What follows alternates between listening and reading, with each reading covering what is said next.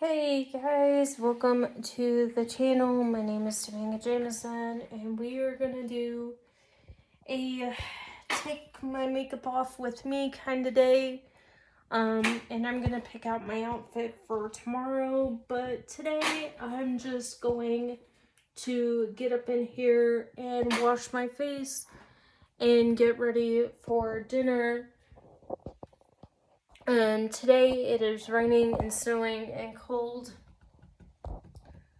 Today I was at work, and the whole time I was sitting in my office, I was like, it is really cold. And I was like, it is really, really, really cold. And I kept like, it's cold. Okay? It is cold, cold. So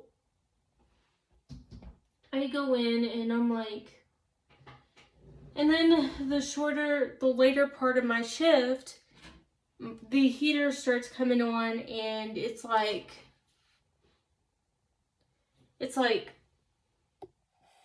really, really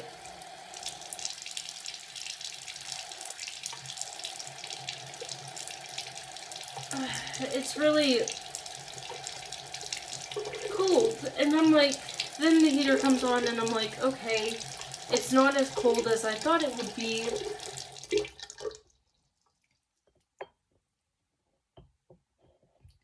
And now we're gonna do my Youth to the People skincare, where I just sit here and talk about myself. And someone did ask me the question to do kind of a little bit more about myself, and tell y'all a little bit about how I grew up. Now, I originally grew up in Oklahoma for the first 9 years of my life. My mom was a single parent, and we lived with my grandparents. My grandmother died when I was 2, unfortunately, so I kind of knew her, but I did not.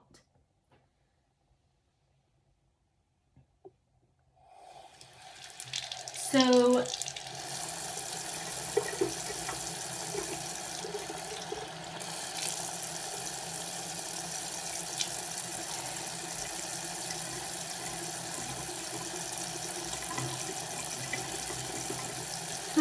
I grew up in a household living with my grandfather and my mom, and I pretty much called him Dad my entire life. He was, and when people would ask him how many kids he had, he would say 5 instead of 4 because he would count me. Now, growing up, I did get to spend a lot of time with him, and I got to know him more than I knew my grandmother, because she had died of lupus when I was 2.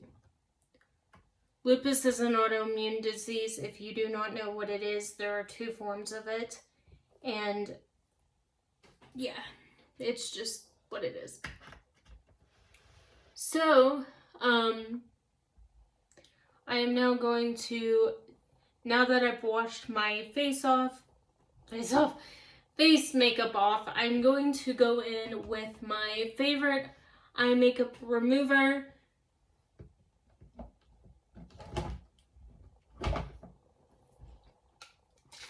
And I'm going to use the e.l.f. Skin e.l.f. Off makeup remover, and it does get that eye makeup off really good. So, growing up, when I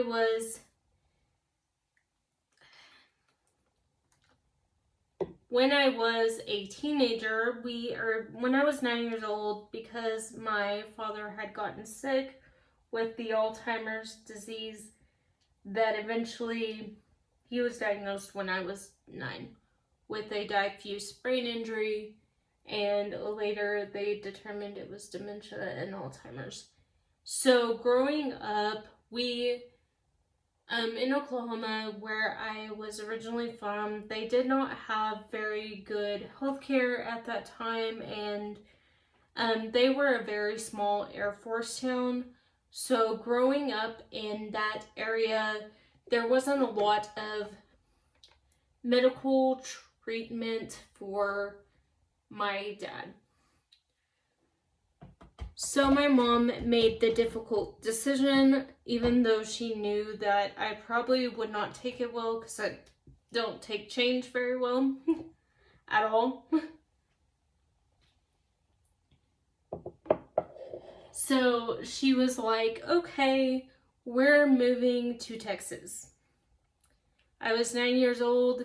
The day a tornado hit Altus, Oklahoma was the day we packed everything in a U-Haul and moved to Texas.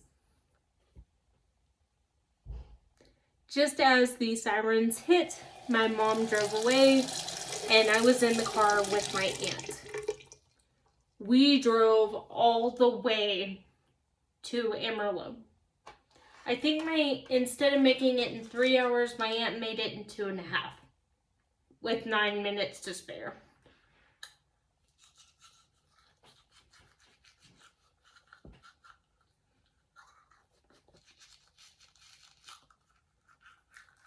So at that point in time, I ended up having to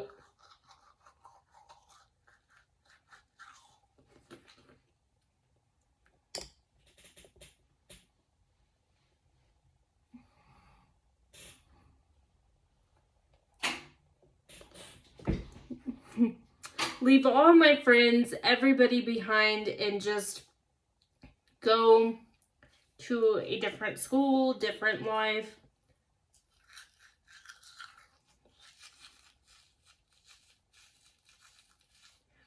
And at that time I was doing that, my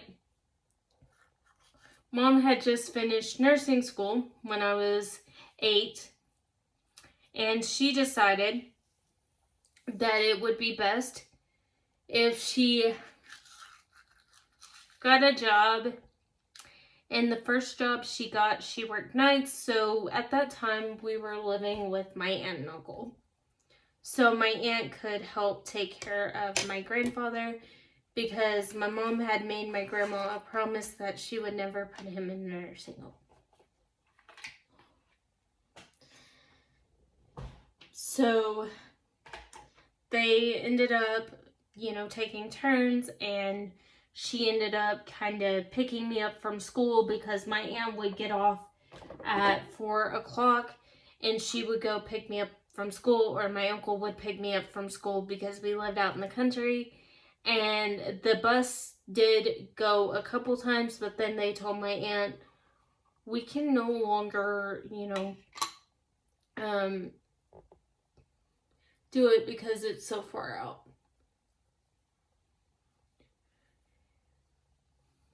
I went to Bushland Elementary for 1 semester.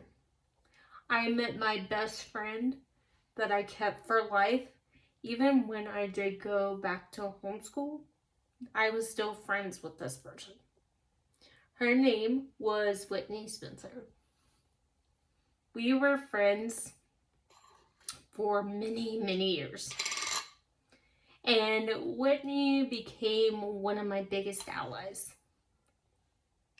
She was always a good friend of mine and a good friend of my family. We had, every year on my birthday, she would give me little trinkets.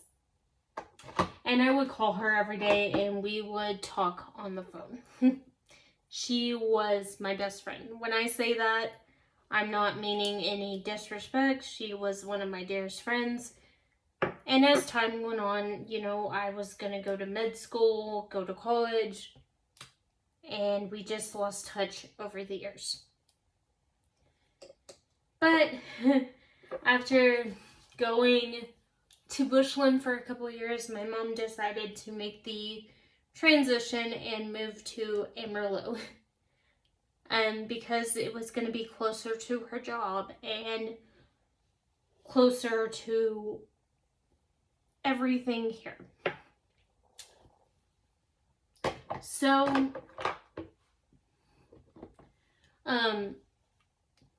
at this point in time, we just ended up moving there. We lived in the house for several years. I had ended up getting engaged, and she ended up deciding that that house was just not what she needed anymore, and she decided that she was going to sell it, and that it was just not big enough for everybody. And we have a big family, so when they come and visit, we need places where everybody can stay, because sometimes hotel rooms aren't feasible, and we just wanted everybody to feel comfortable. So, long story short, we ended up, she ended up packing up her house, and I had lived there from the time I was 10, 9.5, till the time she had moved out in 2014. I was not there, unfortunately, but yeah, it was life. So at that point in time, my mom also had some changes in her job. She was not working. She was working in a different part of her company that she is now, and she's really, really loving it. So that is pretty much the story. I will tell you the story of how I also met my other best friend, and we do talk almost every day, and we hang out almost every day, whether it is talking on the phone, FaceTiming, and she has been one of my dearest friends for as long as I can remember, and she always keeps me in check. And that is not an easy job to do, especially when you're friends with Topanga Jameson. I can be quite crazy. Ask anybody, they'll tell you. But she has also been my friend for a number of years, and she was actually the one who helped me get out of my really bad relationship that I told y'all about. I never spoke about this on the camera, and people have asked me about it in passing, and I have always had scoliosis, but an injury, I was in a car. Now, the car accident did not make my scoliosis, it didn't do anything, but I was in a car accident, and I want to clarify, because I did talk about it previously in a last video. My ex actually drove drunk with me, his niece, and his sister in the car. And I will tell that story as well, because it was kind of the last straw to walk away from that relationship. And I just imagined, what if my daughter was in the car with him and he did that? If, you know, I couldn't forgive myself if that ever happened. So what we ended up doing that day, I remember very clearly. It was in 2011, so it was a very, very long time ago. We are in 2024, or the last leg of 2024. I can't believe it is going by so fast. Okay, I digress. Topanga, get back on topic. So, we had decided to go out to dinner with his family, and he had an aunt who was well off, and she was going to be meeting us for dinner. And his dad was going to be meeting us. This was the third time I had met his dad and mom, so they didn't even know we were engaged until one day he goes, "Oh yeah, I'm engaged, by the way." And we had already been together 2 years. Yeah. So that day he ended up, like, he would have a habit, and I did not know this at the time we were together, that he was driving on a suspended license, and he was not supposed to even be operating a motor vehicle. He was driving his brother-in-law's car when the incident occurred. And I do want to tell you that his brother-in-law was in the back seat. Their newborn daughter was in the back seat, and their 2-year-old daughter.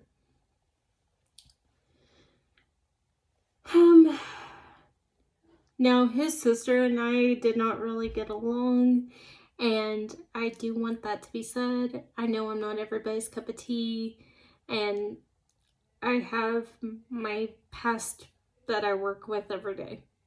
So, in this time frame, he had been drinking. I didn't notice it because I wasn't with him the first half of the morning, because I had decided to sleep in that day because I had migraine. So he had already been stopped from just a little backstory. He had already 2 months ago had been stopped by a cop for suspicion of having alcohol in his breath, but they couldn't really tell. And I don't know if they did a breathalyzer because I was not there, so I'm not going to speculate.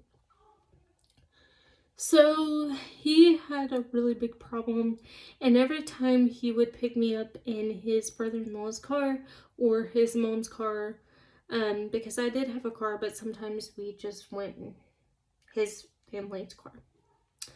So I always noticed there was like Bud Light cans coming out like the door. That should have gave me a red flag, but at that time I was very young and naive, and I have learned so much now, and looking back on that situation, it was just not a good situation. I also isolated from a lot of my friends. He gave me an ultimatum that I could not talk to any of the friends that I had gone to high school with. I did go 1 semester to public school, and that was in my high school year, junior year. So then I turned around, and me and my twin did both, but I turned around and I ended up getting in the car, and his niece was not properly restrained in her car seat. So I told her mom, I was like, hey, you need to fix that, because they're really cracking down on like kids being like fastened properly if we were going to wreck. Something told me that we were going to be in a car accident that day. I think God was preparing me. I did not get injured except for a sprained ankle and kind of like bruises from where the seatbelt rubbed. I know it could be a lot worse, especially his niece got the brunt of it. She ended up being pronounced dead on the seat. So that day was a normal day. We make it to lunch with his family, and he did not get charged because he got probation. I want to mind you that this did not happen in Texas, okay? We were not in Texas when we were in Texas, but he only got probation and can't have a driver's license or operate a motor vehicle ever again. He also got dropped from his insurance, and his mom had to pay a fine because she knew he was not supposed to operate a motor vehicle. So did his brother-in-law. Now, that day, we had stopped at a gas station, and my sister had saw somebody that she knew from the past, and she like said hello to him because I was FaceTiming with her and she knew the person. Now this was before like FaceTime became what it is now, but this was the first iPhone back in the day. One of the first. So I ended up knowing, I said, this girl opens the door for us, and you know, she goes, "You look familiar," and I was like, "You look familiar too."